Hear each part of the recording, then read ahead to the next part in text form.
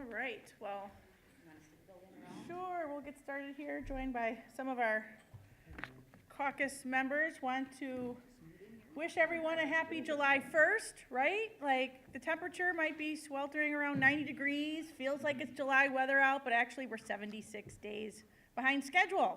And we still don't have the votes yet today in the morning. We're supposed to go to the floor. So we wanted to just make clear that we are ready to go. We've got our amendments ready to go, and just give you a quick highlight. I think after this, I'm going to ask the pages to maybe walk over to Senator Fitzgerald's office, and I'm going to share my "This Was Easy" button with Senator Fitzgerald, get through his caucus.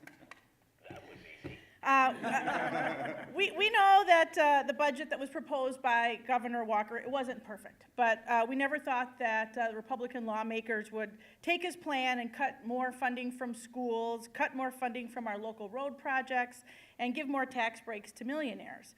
That this budget fails our communities, it fails our schools, it fails our transportation infrastructure in the state. It fails to restore the historic cuts to education. Our transportation budget still is in question as we are now delaying projects around the state, and it doesn't protect access to health care for our residents. In fact, it continues to favor the wealthy by giving 47 millionaires a new tax break while eliminating the working family's tax credit. The contrast of whose side are the Republicans on, clearly it's with the millionaires. It does nothing to lower student loan debt and child care costs to help with working families and graduates with their student debt, and with young families with the high cost of child care. And instead of listening to local families and supporting Wisconsin communities, Republicans are actually using this budget to further rig the economy for the wealthy. So we, as Democrats, we know there's a better way forward. We know there's a Wisconsin way forward. And in fact, we stand united today in the belief that we need quality schools, safe roads, and access to health care are the key to our state's growth and economic prosperity. Rather than give away more to wealthy special interests, we're going to fight to expand opportunities, to strengthen communities, and to level the playing field for everyone who works hard and wants to get ahead. We have several amendments that we'll be offering on the floor today, demonstrating our commitment to these values. Our first amendment, and I think something's been handed out to folks, our first amendment is going to demonstrate how Senate Democrats would better prioritize our tax dollars to create a more fair economy and creating fairness across this state in aspects of education and tax policies. We want to restore those historic cuts to our schools before creating more tax loopholes for the wealthy and foreign corporations. Education is the great equalizer in this state, and we want to fix the school funding formula. We want to invest in special education and improve voucher accountability. At a time that this is the largest budget in state history at $76 billion, we are still underfunding our schools, and they are still not back to a place where they were prior to 2011. We want to promote workplace fairness and worker protections by reinstating the Equal Pay Enforcement Act for women, veterans, and minorities. Our second amendment shows how Democrats would expand opportunities by investing in our future and focusing Wisconsin's limited budget where it's needed most. We believe that everyone who works hard and plays by the rules should have the opportunity to pursue their careers, start a family, grow a business without facing a mountain of student loan debt. We want to make significant investments in broadband infrastructure and promote buy local initiatives to create new opportunities for Wisconsin businesses, entrepreneurs, and families. We want to address rural concerns, and we will be doing that through this amendment of infrastructure through our rural communities. And after years of outsourcing and stagnant wages, we want to restore the hope for Wisconsin workers to expand their economic opportunities and end the cycle of poverty and imprisonment that is among the worst in this nation, and offer ideas where we can see significant savings in the area of corrections. Lastly, our third amendment recognizes how the state can strengthen communities by prioritizing access to quality health care and strengthening our environmental protections. Across Wisconsin, our communities represent the core values that we all share.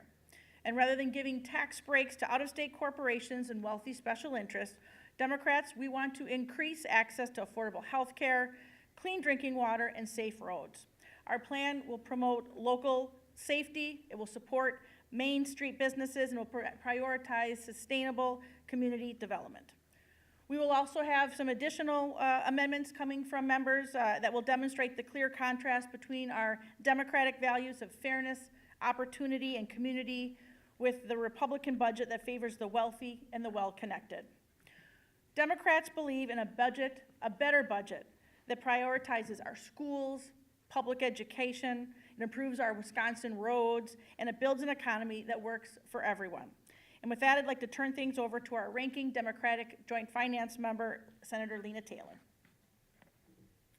Thank you, Senator Schilling. Today, we are taking up a budget that reflects a disconnect between Wisconsin's needs and the GOP priorities. While Republicans remembered to include $4 million as a giveaway for a tiny airport in a donor's district, the GOP forgot our children, our roads, and the vital services that communities depend on. They flipped it so that they can try to say that they've done and saved taxes, but in turn have made local communities bear the brunt. Our schools have faced historic cuts under Governor Walker, and this budget fails to make whole what Walker has taken away.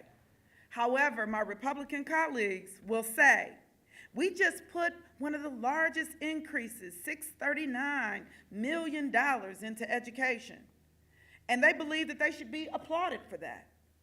But if you adjust that $639 million with inflation between the years of 2011 and 2017, that $639 million in 2011 equals $704 million in 2017. Funding for public education is below 2011 levels. Senate Republicans have failed to keep Walker's slash and crash approach to handling the state's finances under control. The GOP did little to nothing to spare Wisconsinites from Wisconsin's far-right agenda. That comes straight out of a playbook for special interests from outside of our state. From mandating drug testing for food stamps and health care to non-compliance with the Federal Prison Rape Elimination Act for children. The GOP has marched in tandem with the governor to neglect and reject the best practices that other states have already appreciated and implemented. They figured it out. And the GOP and Walker have not. The Walker economy has trailed the nation's private sector creation in jobs for nearly 23 consecutive quarters. Bottom line, it's shameful, this budget. There's no other way to put it. The Walker economy is a losing economy, and Wisconsinites are paying the price for generations to come. Thank you. So I think this is officially the latest budget that has been delivered under single-party control. Again, we're 76 days late. We are 15 minutes away from going to the floor. They still don't have the votes. I think it demonstrates the dysfunction that is happening, the inability to govern, and the fact that the holdouts are about diversity training and worker wages in this state. That we as Democrats are committed to funding our schools. I mean, schools in session. You know, tonight, Friday Night Lights in communities across this state with communities going to football games. We have road projects that are delayed. We have school administrators who say they still have positions that they weren't responsibly wanting to fill before they went to school because the budget wasn't finalized. So people can talk about who's holding who hostage if it's the Senate Republicans, but in fact, it's the taxpayers that are being held hostage right now. It is communities across this state who are being held hostage because of the inability of the Republicans to govern. And they have had this budget since February when the governor presented it. We knew early on what the big rubs were going to be. was about transportation. It was about a concern about how much money was actually going to public education, and we learned that the Finance Committee then actually cuts our rural schools. So, again, those aren't the priorities of Wisconsinites. Those are not the priorities that we hear from people across the community, the state that we represent. And so, again, we will be united today. We're going to talk about our amendments, but again, this budget fails. It fails Wisconsin communities, it fails our students, it fails our road system, and we can do better. And today we're going to offer up our ideas to do better.